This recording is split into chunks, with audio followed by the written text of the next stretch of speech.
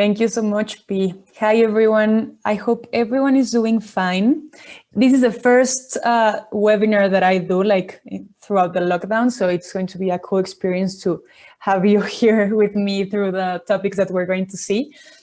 As Pili said, I'm Karla Wadgymar. I'm the creative leader of a company called The Branding People, in which I'm in charge to develop concepts to create brand identities and an overall narrative for businesses within the creative area.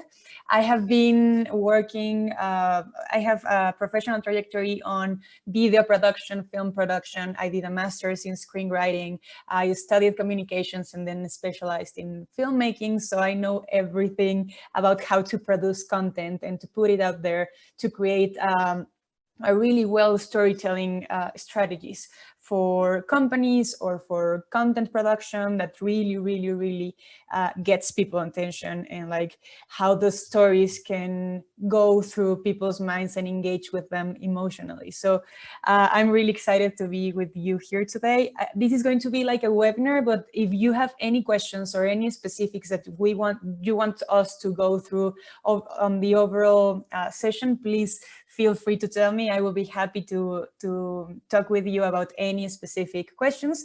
But on an overall, we're going to see a topic that is really exciting for me. And I think it's the most exciting part about doing business, which is making your story be heard by whoever you want it to be heard. Whether if it's a stakeholder, a client, a consumer, or maybe even some investors that you want to get your product to. I think the most exciting thing about a business is a story that got it going through, the very first part that ignites that idea that you have. And you as entrepreneurs, or maybe even social entrepreneurs, I believe that you engage with the story and then created a business around that because you truly care on solving that specific problem that you detected. And I think that falling in love with that story made you become entrepreneurs, and then it's going to make you be motivated to share that story with every single one of the people that you want to create an impact on. So with that in mind, we're going to go through this amazing topic of storytelling. We're going to see how it works, how does it affect our minds, and how can you use it as a tool as entrepreneurs to make your products and your stories and the know-how and the motives of your businesses out through storytelling, okay? And for that, I want you to see, we're going to kick off this storytelling session by watching one of the ads that really got into the conversation and was spreading all over social media through this lockdown, which is an ad made by Nike. So we're going to see it. Please let me know if you can hear the audios. If not, I will put it again, okay? Oh, sorry. We're never alone. And that is our strength. Because when we're doubted, we'll play as one. When we're held back, we'll go farther and harder. If we're not taken seriously, we'll prove that wrong. And if we don't fit the sport, we'll change the sport.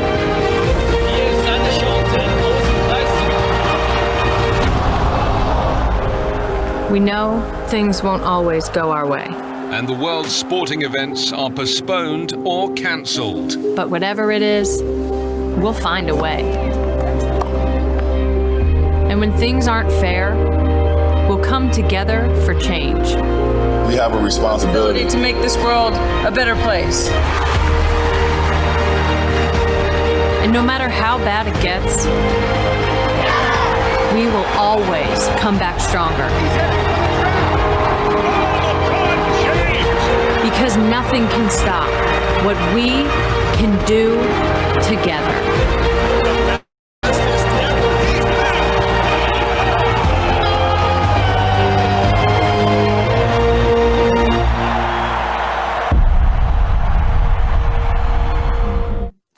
Okay, So I think everyone was able to hear it, right? So this Nike ad, I bet that you have already watched it like a million times. It was spread all over social media. Everyone was going crazy around how amazing this story was told. And we really could engage with this story, not only because we were on a lockdown, because the way that this story was narrated to us was in a really appealing way. Okay, but what happens with this specific story? I don't know about you, but maybe you are not athletes, maybe you're not a football players. We saw Megan Rapinoe there, we saw Kaepernick, every single sports celebrity, and we as normal human people, maybe we're not so used to making even sports, but we could really engage with this.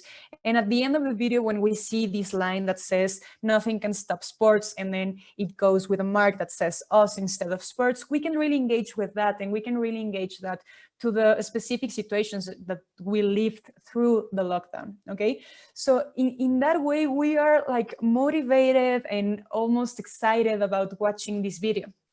And it is because it isn't because we're athletes or we are these people that make really amazing sacrifices around sports, but because this story was perfectly told for us to engage with that. And this is the way that storytelling has the power to go through our mind. To engage with these types of stories is the most amazing tool of storytelling. And it's not only because we're used to watching movies or TV shows, but because the real effect that storytelling does in our brains. So storytelling has like a core thing behind the way that it functions in our brains and in our daily life. It gets us to be emotionally invested into anything around the storytelling. And the more emotionally invested we are in anything in our life, the less critical observants we become. Our objective observant skills are thrown away from the window. So this emotional investment that the storytelling produces in our minds, in our hearts, and even in our body when we're facing a story is the way that, let's say, like if storytelling was hijacking our brains with hormones and neurotransmitters that make us be induced in a state of mind that we are more easily to buy these type of stories. Okay, one of the greatest emotional investments of all time, and I know that maybe all of us have gone through this, is falling in love. Because falling in love in a way resembles a good story, resembles your favorite movie or the way that your favorite TV show made you feel.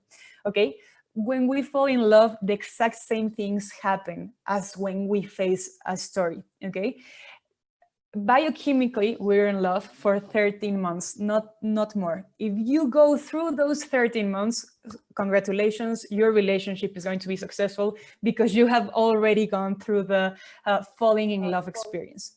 And through those 13 months, what happens in our brains is that we are flooded with hormones and neurotransmitters that make us be in a state of mind where we think less critically, and as I was telling you, our objective observant skills are thrown away from the window. So maybe you have experienced that throughout those 13 months, the person that you're dating or the person that you're falling in love with is like the most amazing person in the world. They are perfect. Every single joke they do is funny. You don't care about the funny noises they make when they are eating popcorn on your side in the movie theater, because you are watching everything just as you watch a movie or a story that truly gets to your heart and mind.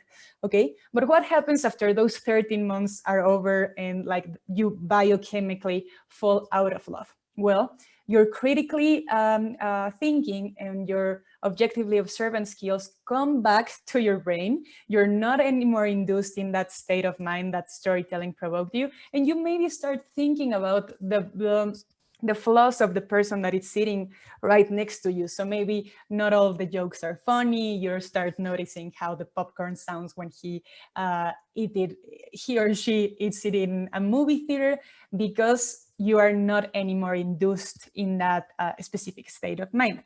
And that is because, as I was telling you, our brain is hijacked and flooded by neurotransmitters and hormones that are automatically activated when you're facing an experience such as storytelling. And I'm going to talk to you about one hormone and one neurotransmitter that are really important in this whole storytelling process in your brain, which I believe are the most beautiful and the most important hormones and neurotransmitters to think about when developing a good storytelling technique. Okay, the first one is oxytocin. With oxytocin, you create the basic and the fundamentals of storytelling, which is creating empathy with whoever is going to listen to your story. As you know, whenever you're facing a movie or even a TV show, you get empathy for the character that you're going to follow, whether for 1 season or 10 seasons or for an hour and a half if you're watching a movie. Oxytocin is the most beautiful hormone of them all, because with this one, you create empathy and you relate with human beings. And this specific hormone is released through the storytelling processes.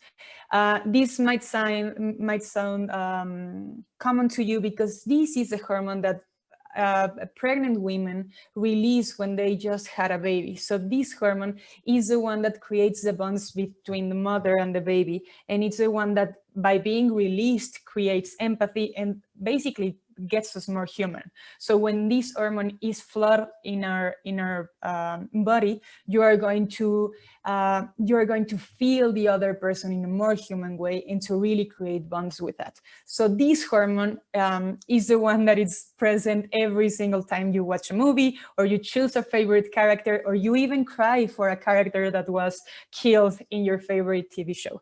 Okay.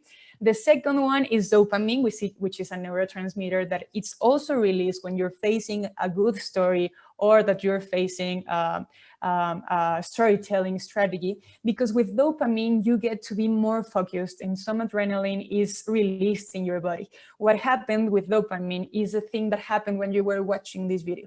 When you were watching this video, you first created empathy because you started seeing some of the stories that they were telling you, whether if it was in a really nice edit construction, or if you got to relate there because of the lockdown, or because even you maybe do or did some of the sports that were featured there. With dopamine, on the other side, you got focused because the story really grabbed your attention. It's like every single cliffhanger that you experience when you go to the movies or when you see a TV show, every single cliffhanger is speaking specifically to dopamine and telling dopamine to go and have fun in your body so that you can be induced in this state of mind of being empathic by oxytocin and being really focused thanks to dopamine. So these specific hormone and neurotransmitters are one of the most important that are released in our body, but we have a cocktail of hormones and neurotransmitter being released and playing around in our body when we're faced to a really good story or to falling in love, whether those two experiences you want to choose. This is the way that storytelling works in your brain.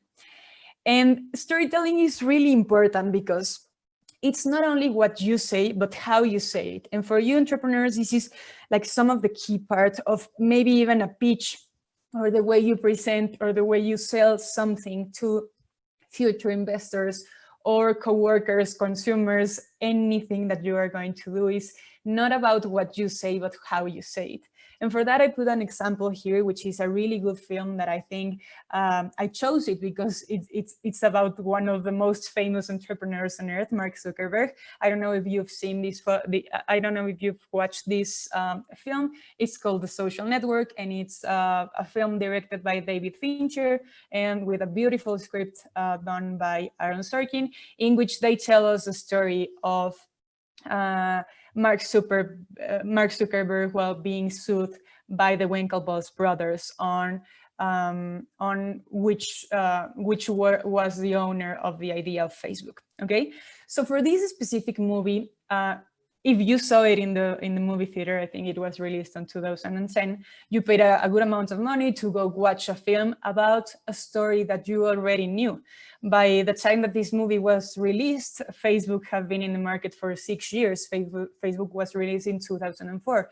So why on earth would you pay money to go and watch a movie of a story that you know the ending, you know, like it was already being spoiled because we knew that Mark Zuckerberg only had to pay $1 billion to those brothers, but he's still rich, he's still the owner of Facebook. But even though, and regardless of that, we went to the movie theater and said like, hey, please tell me the story of Mark Zuckerberg, because of the way it was told.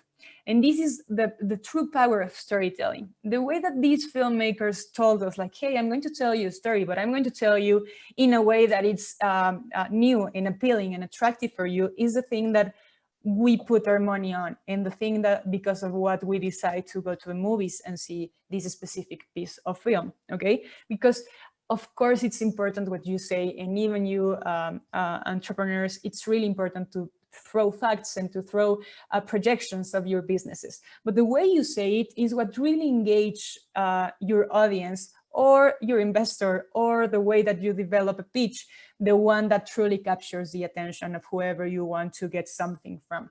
So this specific movie is that example, a story you already know, the story of an entrepreneur, the story of how he went through struggles in his life, but turned into a more appealing way just by storytelling.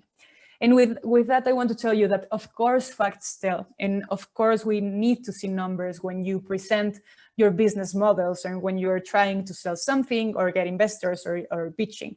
But the thing is, facts tell, but stories sell. And I want you to write this down and put it close to your heart for every single time that you do a pitch, because it's really important for you to know that storytelling is the way that we shape information to make people engage with our stories. And when people are engaged with our stories, it's more easy to make them follow the journey that we have followed and get in love with the story or the experience or the thing that ignited every single steps on the path that we were following while building that business.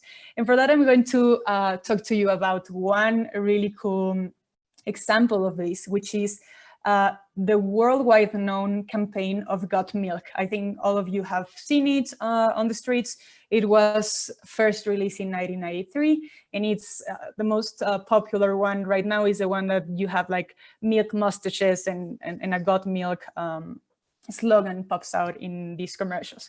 Okay, so this campaign was first of all thought as a campaign to make people drink milk because of all the benefits that milk did to our bodies. So people and advertisers were trying too hard to make their audiences know that milk was really good for their bodies, and they were throwing facts around nutrition. How can you grow better? How can your bones grow stronger with milk? And none of that, any single thing of that was sticking in the consumer's mind. It was like, okay, I know that milk is good, but I'm not going to drink it just because you're throwing me some facts around milk. So this amazing advertising company did the following advertisement, the following commercial as the very first piece of this campaign of Got Milk, and is the living proof on how stories really sell and facts only tell. So let's watch it.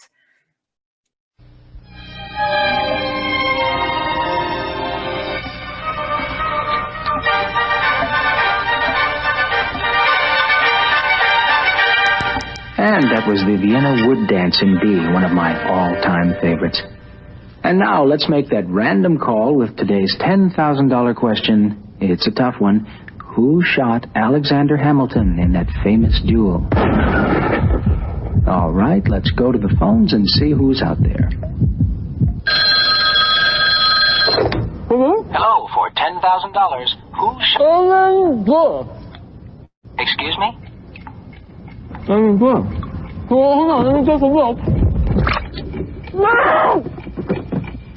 afraid your time is almost up. I'm sorry, maybe next time. Got milk. Okay, so what happens in this commercial, which I think it's one of the most clever commercials out there, and it was released a couple of years ago. What happens is, for this commercial, they hired Michael Bay. You might know him by being the director of Transformers and all of these like amazing special effects movie.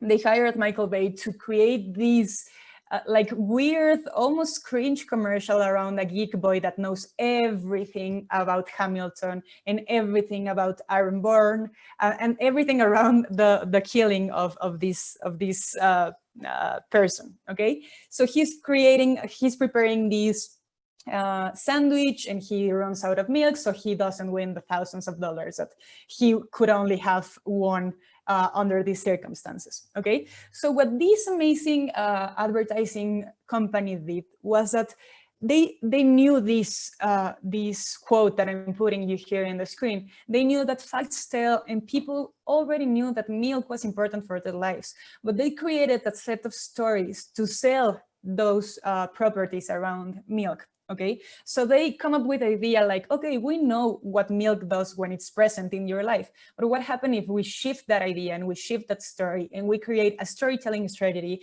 around the fact that milk can run out of your life? What if we create a story about how milk missing in your life is the worst thing that could ever happen to you? So I think that is a really good example on how stories can really become the most attractive and the most appealing thing to emotionally engage anyone that is going to be hearing your story, your entrepreneurial journey, or even the story of your business, to follow it with you just as passionate as you are doing so. And this might be an isolated example and a really clever commercial on how storytelling works. But let me tell you about this scientific and almost research experiment that a man called Rob Walker, did in 2009 called Significant Objects. So this man was trying to see if storytelling was really the most powerful tool in the world to make anyone almost buy anything or be inducted in this state of mind that I have been telling you about on the next couple slides. So he created this experiment called Significant Objects, where he bought 2,000 objects, horrible objects, on eBay. These are some of the objects that he's bought on eBay. As you see, they are completely horrible and completely useless. They were on an average price of 90 cents to $2. They were really, really, really, really cheap. So he bought these 200 objects, and he called 200 authors, storytellers, filmmakers, screenwriters to write the story of every single one of those subjects. So he told them like, hey, I want you to create a story on something around this subject. It might be a really sad story or a really happy story, whatever you think. They were people, my profile, wanting to tell stories and having the opportunity to create an amazing story out of these horrible, horrible, horrible objects, okay? So he had those 200 objects, really cheap ones, and he had those 200 stories. So he went back to eBay, he uploaded these 200 objects, but with the story. And I think if it was me, I would be with nail-biting anticipation, thinking like, will this work? Will these objects really can be solved when added a story? So this object, this horrible monkey puppet, was one of the objects that he solved. He bought it for $2.99, again, cheap, horrible, and useless, and he sold it for $47.20, okay? So what happened was that this specific object was added the story and increased its value market just by the addition of this story. Okay, but maybe you can say like, okay, but maybe this is an isolated event. He only was capable of selling this one because it might seem cute for some people. I don't care about the story. Well, it happens that he bought all of the 200 objects for $129.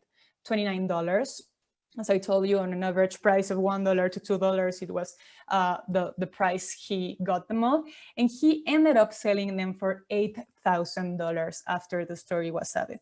This is a true story. You can go to significantobjects.com and see how this amazingly insane experiment around storytelling and market value turned out to be a great investment of this guy's money and of the authors that were participating in this experiment.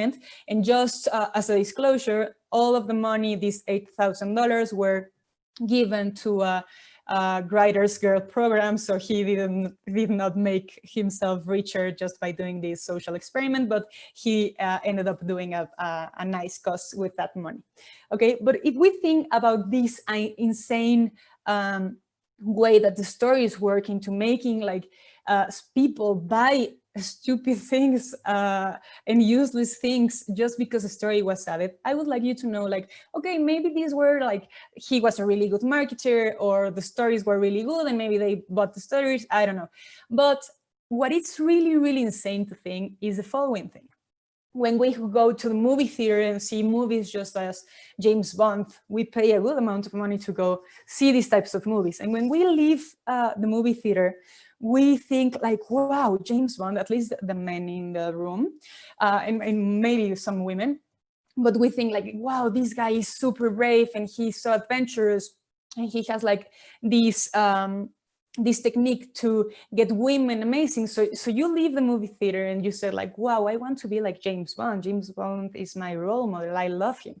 And while you're going out through the movie theater, maybe you throw out your popcorns on the trash can and anything, you go through the mall and you happen to find like this revelation that Omega, the store Omega, is selling the specific watch that James Bond wears in the movie that you just seen and you just watched. And in the movie that made you wanted to be more like Bond.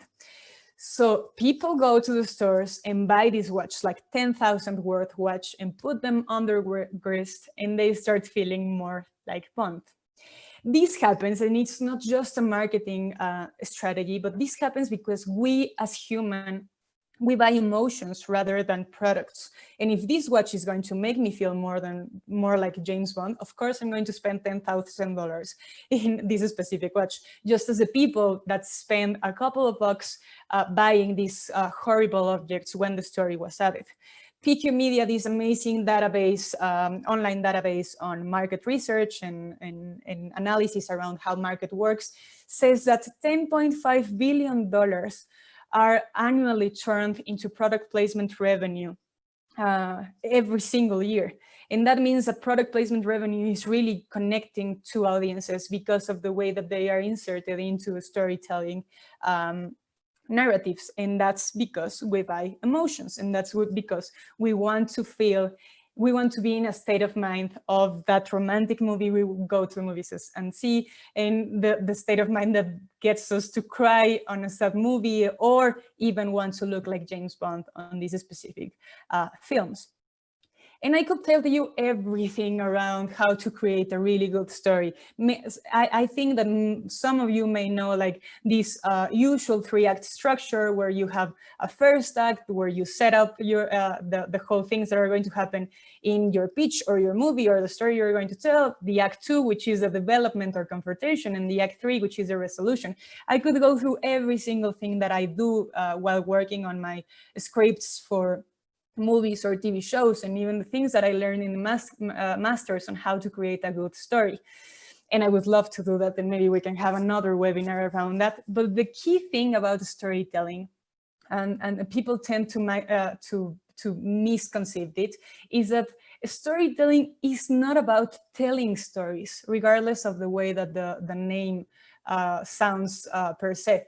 But storytelling is about creating experiences through stories. That's the key thing around storytelling. If you tell a good story to your investor, he might be engaged with that. But if you create a good story that makes him experience or her experience the whole story and the whole journey that you have created to bring this business to life, you are going to be in a better position to start sharing with them the whole things that that took you to where you are now.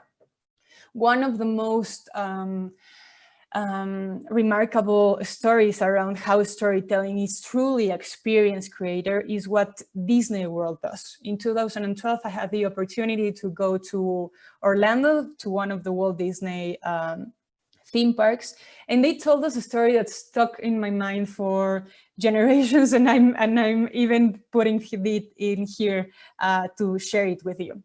And they told us that the worst thing that can ever happen in one of these theme parks is having this. One kid crying in Walt Disney is the worst thing that can happen to Walt Disney, not only because of the perception of the brand, but because of the way that this child might not become a client of the park. So they told us something that I will share with you. One day, this girl that we're going to call Mary for the purposes of the story, Mary, a 7-year-old girl, lost her doll in one of the Walt Disney parks. She was crying all over the place. She didn't enjoy any single of the attractions. She was begging her parents to find it wherever it needed to be, like that big amount piece of park.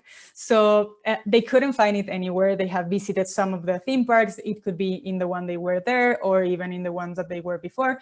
So they couldn't find it. They went to the lost and found section of Walt Disney and told the person in charge there, like, hey, we lost this doll, a pretty famous doll, though it looks like this. If you could like somehow find it, we're going to leave you here our address and our phone number. Please mail it home because my child loves that doll and she's not going to be capable of sleeping on the plane or in the house if we don't find it.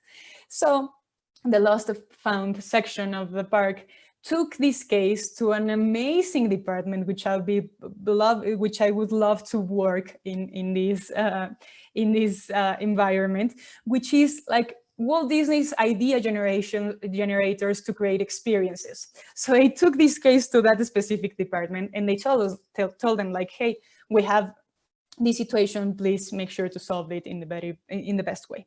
So what this department did was that they bought us the same exact doll that the girl lost, and they started taking photos of that doll while enjoying the rides on every single attraction in the Disney parks. They took it to the Dumbos and they took it to eat some ice cream, Mickey Mouse shaped sandwiches, and they took photos of every single piece of that experience that the doll was having in the park. So 1 week later, they emailed this doll to the address that the parents left in this apartment, and then this girl Mary found out that her doll was in her house, but she also found out a letter written by her doll that said, like, Mary, I'm so sorry to have gotten you through this rough time, but I couldn't leave Walt Disney World without enjoying these experiences one more time. Here are some photos of my experience. So sorry, I'm back. Love you, your doll.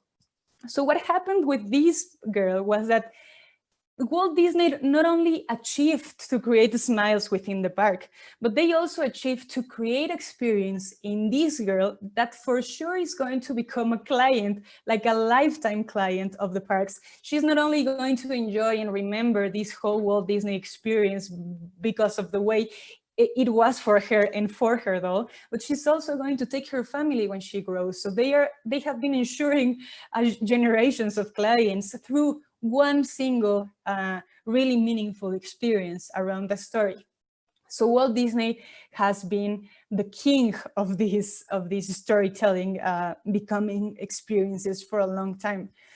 If you think about it, Walt Disney first started as a storyteller, a regular storyteller, making movies around about animals, Bambi, Mickey Mouse, anything, and telling those stories into the films and movie theaters. But then he thought, like, okay, what if I take these stories out of the screen and create real characters that the people can, at the end of the day, buy, but that people can relate to. So he created like these toys of their favorite characters on the movies and the stories he was telling to them. But then he thought further, and he thought one of the best business ideas that he had and that it perdures over time. He thought, like, okay, what if I create these characters to interact with people? What if I create real life toys to interact with people and to make them talk about their experiences on the stories that I have been telling to them? So he created these life-size toys. But then he thought, like, what if these life-size toys interact with people in a world that I set up? So he created Walt Disney World.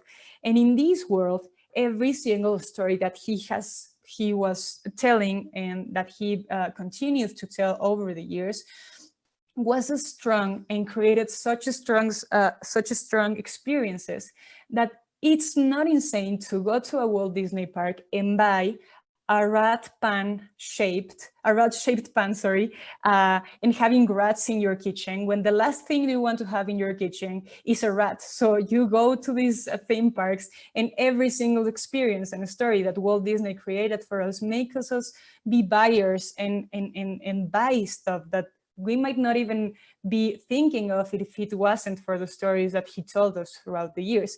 The same thing that happens with James Bond, the same thing that happens with the significant object study.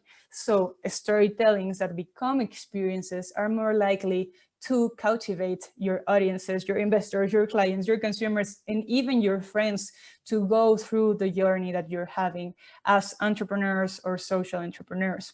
And the key part here is that these people and the examples that I was showing you are people that were only focused on market shares and on how to make their products more appealing in the market. But for you as social entrepreneurs, the stories that ignited your journey to solve these specific issues that society have are the stories that need to be told and the stories that you need to make people engage with them, because of course they are going to become into revenue and you are going to ensure investors or stakeholders or whatever you have in mind. But the first thing that makes you take this journey is that story that captivated you and that ignited this idea of your business.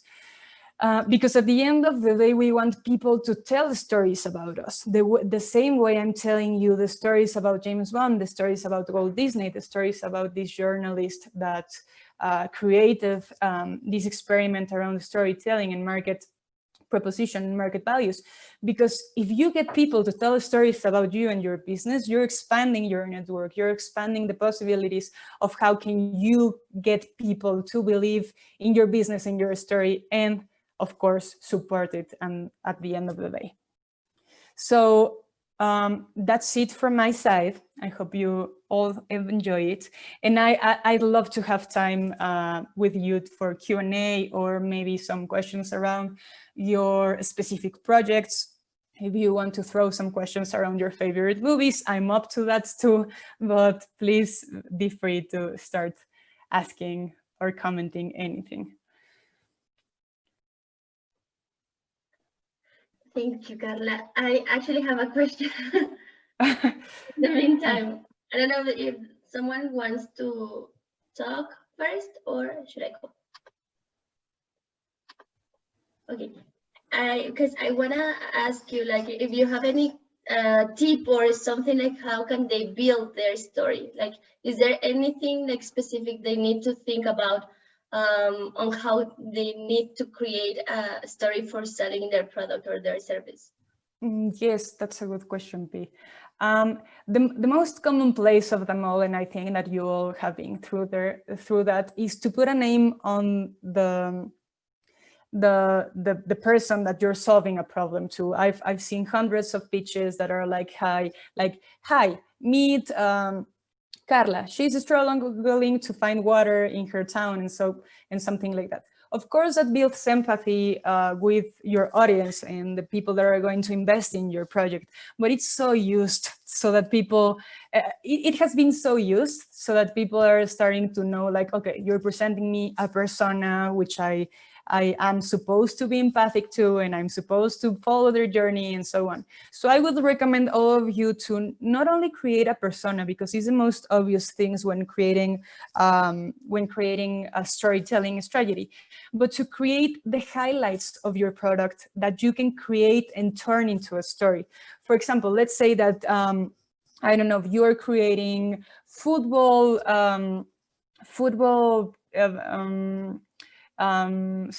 that you're creating some football spaces for people to play around in spaces that have been forgotten or in the limits of cities. Okay, so maybe you don't want to tell the story of a football player that really wants to play there because you're bringing this solution. Maybe you want to tell the story of the community and start saying like, have you know this and this and this happens, so that they can truly engage with some of the problems, and then maybe presenting the persona that it's going to be using those spaces. So it's not only, don't only follow the right path of telling a story or building a character, but turn your highlights or the highlights of your business into characters to engage and to really focus on, so that you can get your investors focusing on how you're going to build these football spaces on urban slums to help people integrate in a different way. Maybe that can be your character and not a specific, I don't know, Diego, a football player that is really interested in doing so. So I think the story can go from anything. So pick the highlights of your business and create a story around that, not specifically of the consumer or the last consumer of your business. Okay, do you want to read it or should I read it for you? I can see, let me stop sharing so that I can see. Or I can tell you the question and... Yes, maybe, yes. Gustavo is saying, amazing presentation. This has been, oh, thank you. It's cool. That's good. He loved your presentation. So he has one question: how to make people tell stories about us? Should it be through experiences that our product offers, or engaging the company and consumer? Do you have any tips? Yes. So when this is like a tricky part, because when you get people to tell stories about you, it's because these people that are going to be like the ambassadors of your story truly connected with you and truly engaged with any single part or of your business or the way that you have been working on that. So what I would recommend for people to tell stories about you is like the way I did this conference, or the way that Walt Disney shared with me a piece of information that was as strong as enough as any other movie that went directly to my heart for me to reproduce it and to bring it to a conference and to tell it to my friends. So you have to find, again, the highlight of your business. And the highlight is not, maybe it's not the way that numbers are going to work or the projections that you have, but maybe the highlight is a change and that shift of minds that your business is doing in society, that maybe you can create a story around that so that you can engage people to know that specific story and to truly engage with that. If you tell the story, maybe it's your personal story because you started a business on water because you have a long time experience around building water systems and stuff. If that's the highlight, I would highly recommend you to create the story around that, because people are going to remember the way that your business works. Who are you? Why are you the expert on the water? Why did they engage with you in this water? And they are going to remember specific things that you told them just by engaging emotionally with you, and you are going to be in their minds saying like, hey, I'm the water guy or girl, hey, you engage with me, but you also know about my business, you know? That's cool.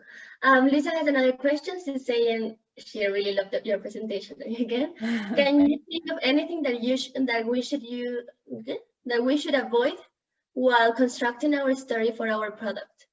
Yes, of course. One of the things that I think everyone goes mistaken on creating a story is that you focus too much on Act 2. And without like the slang of screenwriters, the Act 2 is the way that you struggled to create the business that you are selling. Okay, so some of, or at least the pitches that I have seen of entrepreneurs go a lot on, we went to this stage and it was really difficult, and then we have to overcome this obstacle. Just if you were telling like a Harry Potter movie or a Lord of the Rings movie where you have to face obstacles and obstacles just to get the movie going. That's the worst thing that you can do when creating a story that you are aiming to sell. Because when you sell, the story needs to focus on the solution and the emotional engagement that you are going to do that. And that solution and emotional investments are in the first act of your movie and the last act of your movie. The second act, when it comes to sales or pitching or making entrepreneurial moves, is not important. And when you engage people in that first act, you're telling like, hey, I discovered this problem, I'm this person, and I'm really capable of solving that, and the solution is that. So you're not going through the whole a 100 nights tale on telling like, and I have been struggle a lot to do that. It's like, no, just tell me that you're capable of doing this, show me the solution, and show me why should I trust in you. And with that, you're going to really, really engage with whoever you're going to be directing to. Cool. This is not a question, but Ibrahim is from Ghana. He's saying that you just nailed the presentation. I feel that you are one stay away from excellence. Ibrahim, thank you so much. A lot, and he will work on the highlights of his business. Great. That's the key, Ibrahim, and everyone. Like the highlight stories are not only about characters, and like the movie theaters are going to start throwing rocks at me, but in movies it works like that. You have a character and you follow that character along the movie, but the highlight of your business, the know-how, the motor, the thing that motivated your business is the story, and that's a piece of thing that you need to sell. Okay, they are complimenting you. Thank you so much, guys. I told you guys, like, that good. Well, I don't know if you have more questions. I do have one more, I think.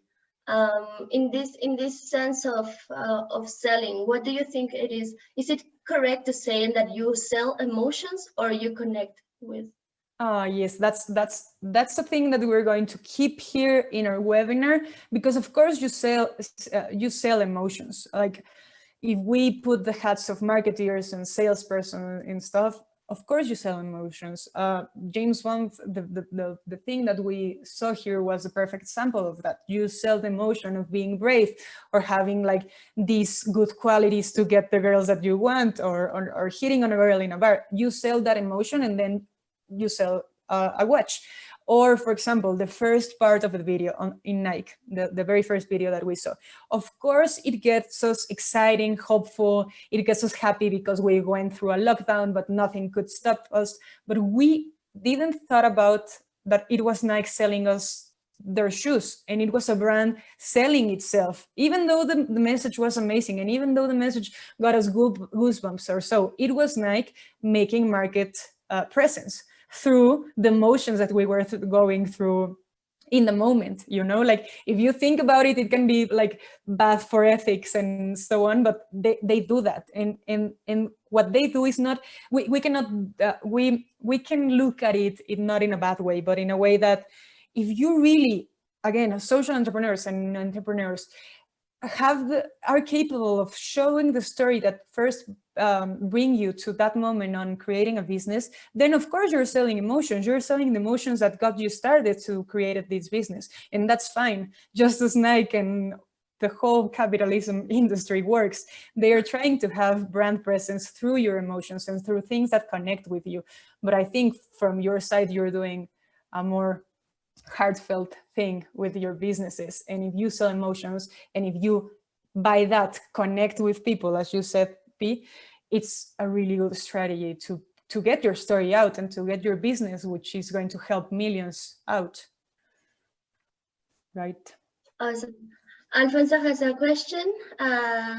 What do you think about using comedy in a story to engage the audience on a serious problem that you are trying to solve? This is great. I love comedy, and as the ad that we saw, the one of Got Milk, is filled with comedy, and it works really well. But it depends on the editorial style of your business. And you're going to tell me like, what? I'm not a newspaper. I don't have an editorial side. I'm just a business and entrepreneur. But if you focus on your business, maybe if you are directed, I don't know, to young people that want to tackle poverty in X country, maybe that's a sensitive business in which you cannot be comic. But what if you are saying, like my example, building football spaces for people to interact and get away from vandalism and stuff? Maybe you can get the comic part out of it. I think the comic part of advertising or telling a story is really, really, really good and really effective, because I don't know, maybe it's just me because I work in the industry, but I follow the prices on advertisers every year. And the ones that go better on winning awards are the ones that are comic, and the ones that make you laugh throughout the Super Bowl, and the ones that make you laugh when everyone else was interested in making you cry. So the comic side of this in storytelling or in a pitch or in anything has to come directly with the turn of your business and the sensitivity around that specific area. Okay, so they need to watch out. What are they talking about, right? Sorry? They need to take care of what they are talking about. Exactly. And yes, if your business is talking about really serious issues that people are maybe getting killed or maybe not getting access to food or anything like that, it's really a gray area to bring comedy, you know, but exactly. But maybe if you are on a more light way on selling your business, you can have some like spots of comedy over there. Okay, and Ibrahim has another question. Like, please, would you be kind enough to create a story, for example, a community that lacks digital skills training center, and you creating a solution for that? Yes, of course. Maybe not. I'm not going to tell you a story, but what if you create some content products around a day-to-day journey of these people that are lacking digital skills, and you present a problem like saying like people are lacking of digital skills in this training center is too general and too ambiguous. But what if, let's go with the character creation. What if you go with this person that every single day attends a training center, and he wants to send at the end of the month his or her receipts to get paid, and he can't do it because he's lacking of a digital training center or a digital space to do that. So we as an audience are going to engage with the problem of that person, which the problem of that person is like, guys, he needs to get paid and he cannot do it because he has not access to any digital platform to do so. So in that story, which is like a hero journey act of, is he going to be able to send his receipt? Is he going to be able to get paid at the end of the month if he doesn't meet the deadline? You're creating that story, like that hero journey story, or Lord of the Rings, or Harry Potter versus Voldemort, or whatever you want to say. And in that one, it's framed into the problem that you're solving. It's like, okay, he is going to be able to do that because we want you to meet our company who does this, okay? But it's a story that you create and that engage with people in a more deep way, because every single one of us needs to get paid, to pay rent, to invest in our business, to whatever we need to do. So if you try to connect in those common stories and then frame that with your business and your solution, it's going to be a better way to engage it, rather than saying like, meet Ibrahim. He doesn't want to not receive money at the end of the day. No, you're seeing it. You're seeing that he cannot, and you start to get questions around, is he going to make it? Am I going to follow his journey? Am I going to be there? Is he going, blah, blah, blah, blah, blah. So that's a really nice way to do that. That's cool. Okay, does anybody have any other question? Or can I just close with one more? So, because I would like, okay, yeah, there is one question.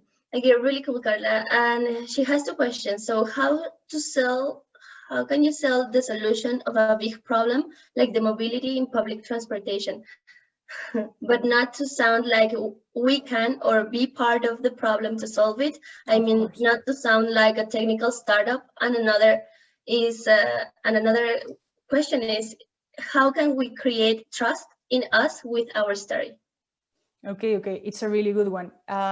For example, and I'm going to go with one of the examples that we saw on the webinar, the one of Got Milk. the premise of that whole campaign was like, people are tired of hearing, we can be the solution that your bones need. Trust in us because we're problem solvers when it comes to drinking milk. Of course, people were not going to buy milk just because, again, someone was telling them like, hey, it has vitamins, hey, it has calcium, drink it. So what Got Milk has is that they never tell you like, trust us, milk is good. They focused on what happens if you don't have milk. You have never thought about it.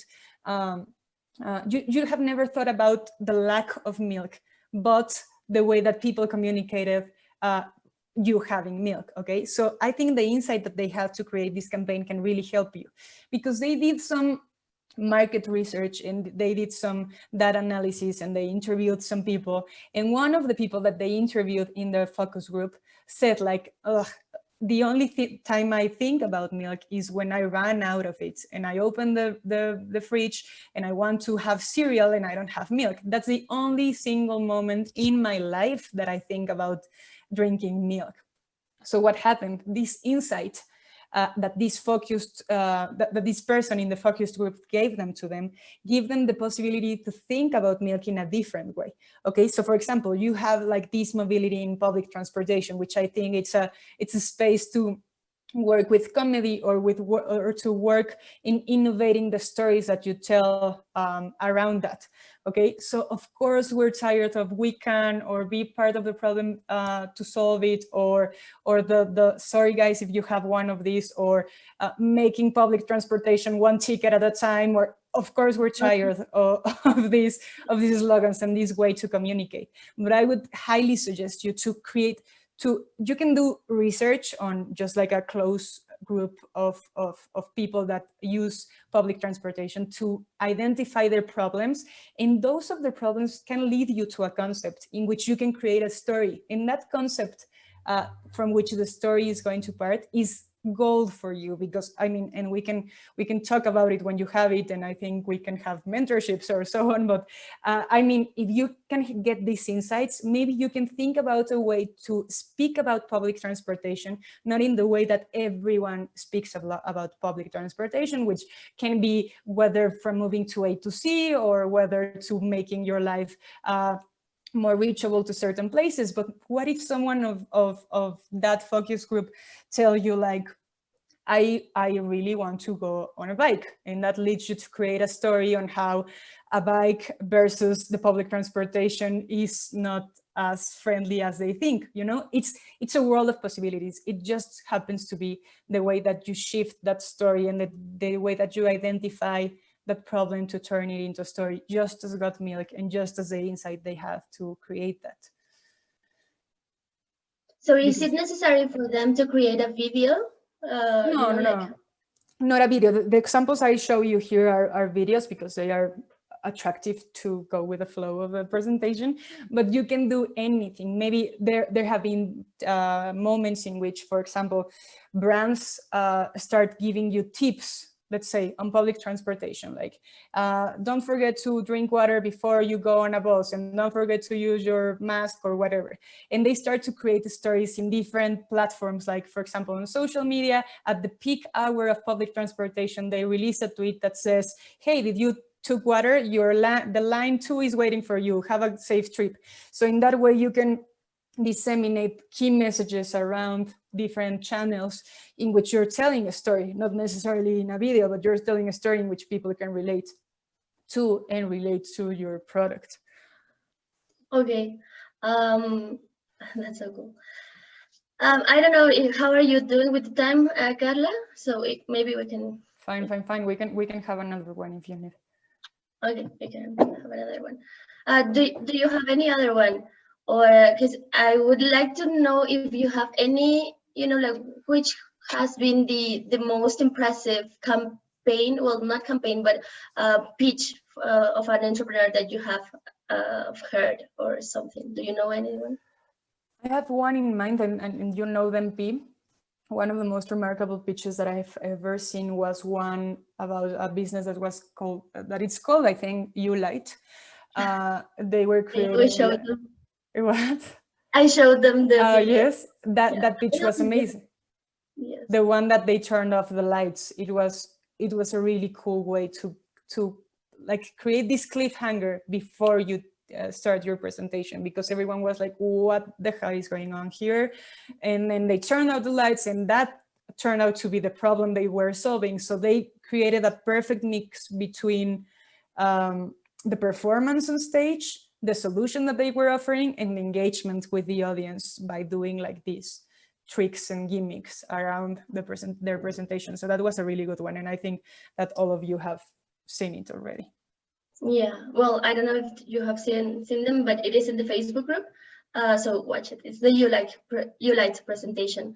And I don't know, like Karla, if you would say that is there anything different that, you know, like we cannot do the relations as normal because of the pandemics and everything, like in terms of the final pitch, for example, or in terms of how are you going to deliver your product, or how do you need to engage with people with the interviews? We are in this pandemics time, we need to do it, you know, like they need to do it digitally.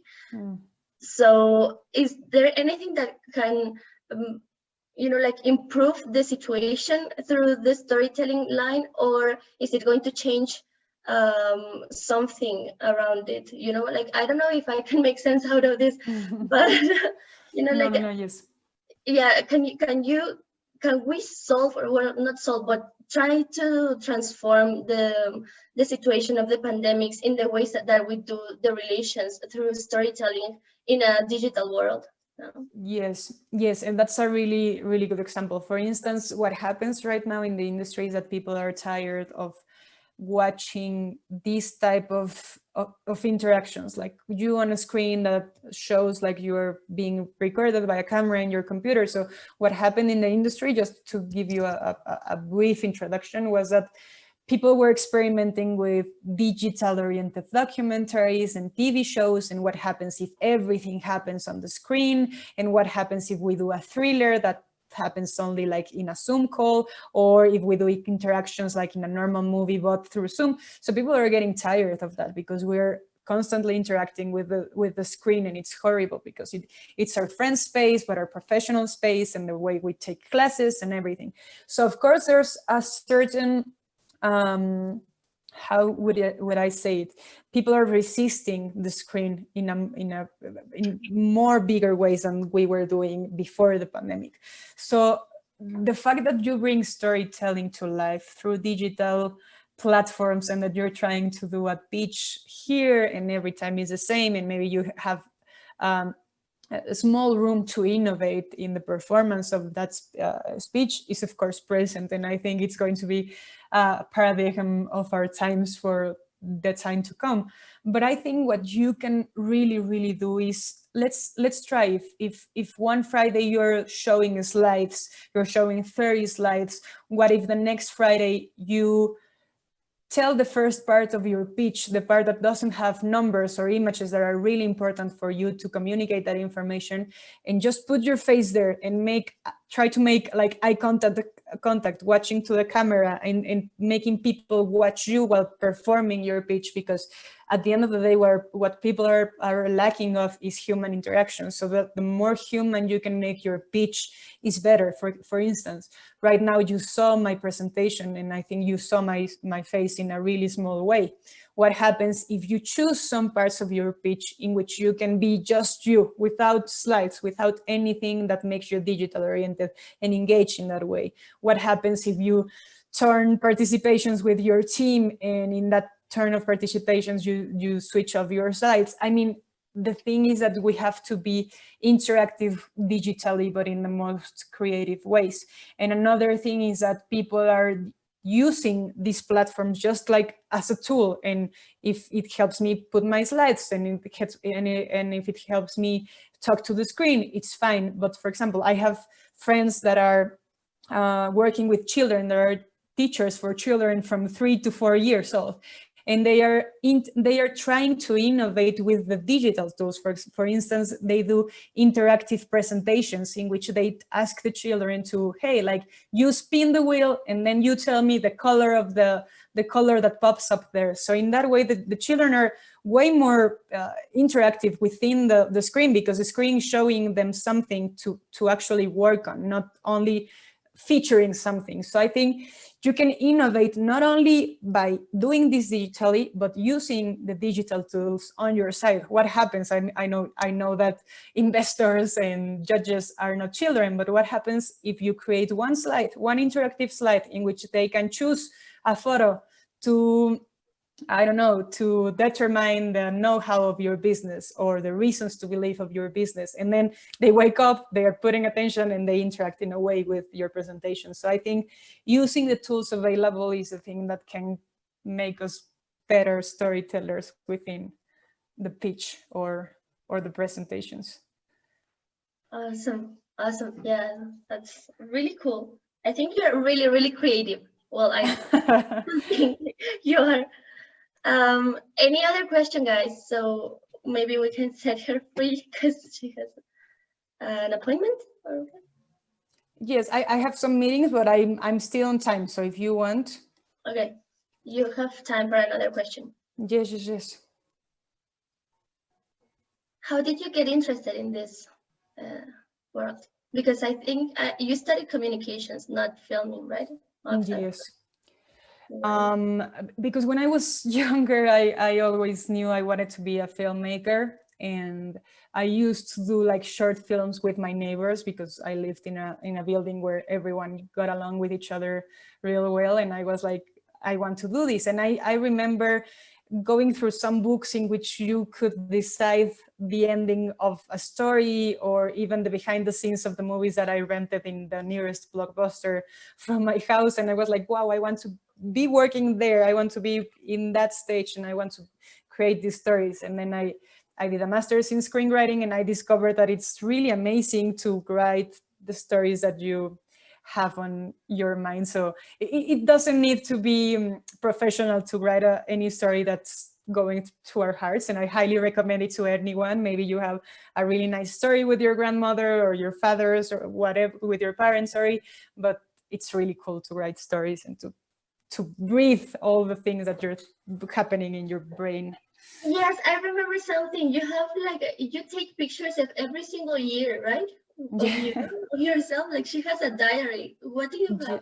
Like I have like, they are called 50 years videos, which I take videos of my friends so that we can watch it when we all turn 50. And it's like a small documentary of our lives and our parties and like the way we interact. So it's really nice, because it's storytelling on a deeper level of our hearts. So if you want to steal that idea, please do that, because you're going to have fun watching.